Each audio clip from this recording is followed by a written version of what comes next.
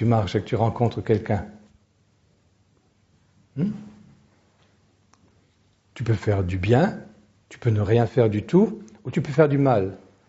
Tu marches, tu rencontres quelqu'un, tu lui dis pauvre idiot, et tu lui donnes un coup. Là, tu as fait du mal. Tu deviens toi-même plus mauvaise, tu as fait du mal à la situation et à la personne, et tu rends l'humanité en son ensemble un peu plus mauvaise. Première situation. Deuxième situation, tu rencontres quelqu'un, tu passes à côté de lui, tu ne le regardes pas, tu continues tout droit, tu fais rien du tout, quoi. Comme tu as omis de faire quelque chose, alors que tu pouvais faire quelque chose de bien, tu as aggravé ton état à toi, en t'enfermant en toi-même.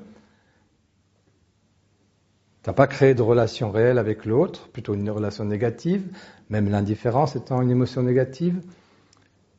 Et tu as aggravé un peu la situation relationnelle et de l'esprit de l'humanité. Et maintenant, la troisième possibilité, tu avances, tu rencontres quelqu'un, tu lui souris, tu le regardes dans les yeux, en passant, tu lui fais un cadeau encore, ou tu fais quelque chose pour lui, mais te sourire, le regarder dans les yeux, ça suffit déjà souvent. Qu'est-ce que tu as fait?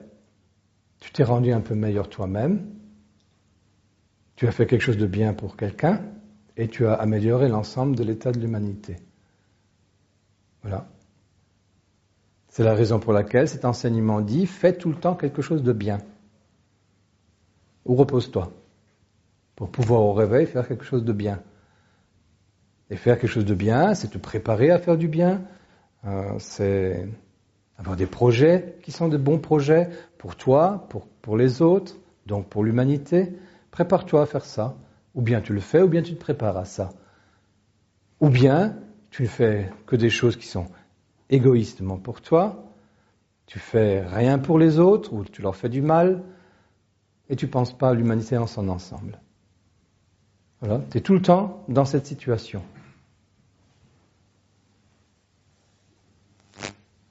Donc la proposition est, quand tu n'es pas dans des projets qui participent à aider l'humanité à être dans une meilleure situation, c'est le travail global que nous faisons. Mais c'est aussi ce que fait quelqu'un lorsqu'il est dans un travail professionnel où il fait correctement ce qu'il a à faire. Ou bien s'il a la chance d'être dans une profession qui aide les autres, c'est plus simple encore.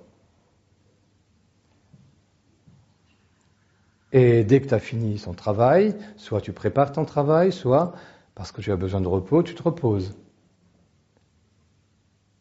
Et pour ne pas penser n'importe quoi, donc pour ne pas aggraver ta situation personnelle, qu'est-ce que tu fais pour devenir quelqu'un qui est meilleur en lui-même?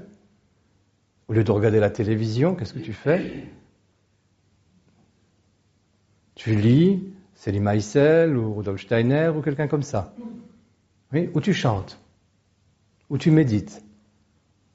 Mais tu fais quelque chose qui agit positivement sur toi, tu accumules des mérites, qui agit positivement sur les autres et pour l'humanité. Et tu accumules encore des mérites.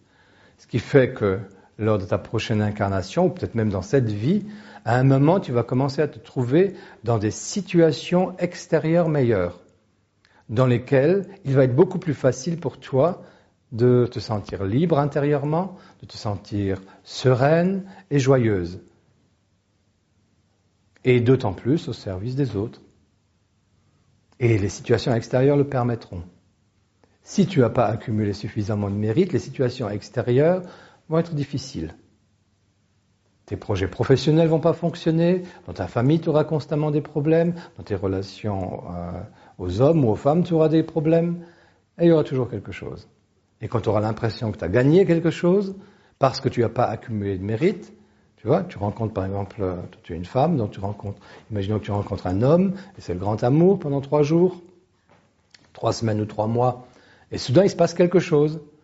L'autre il t'aime un peu moins, ou plus du tout, ou bien toi tu l'aimes plus, bizarrement tu t'es trompé, ou bien soudain l'autre que tu aimais beaucoup tombe malade, ou bien toi tu tombes malade et puis la relation va plus comme elle devrait aller, ou tu as des exigences dans cette relation, alors que tout était beau au départ, tu commences à avoir des exigences, et l'autre n'arrive plus à répondre à tes exigences, ça c'est parce que tu n'as pas accumulé de mérite.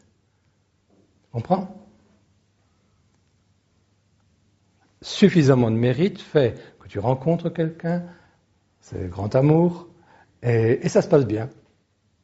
Au niveau physique, au niveau émotionnel, au niveau intellectuel, au niveau des projets, ça se passe bien.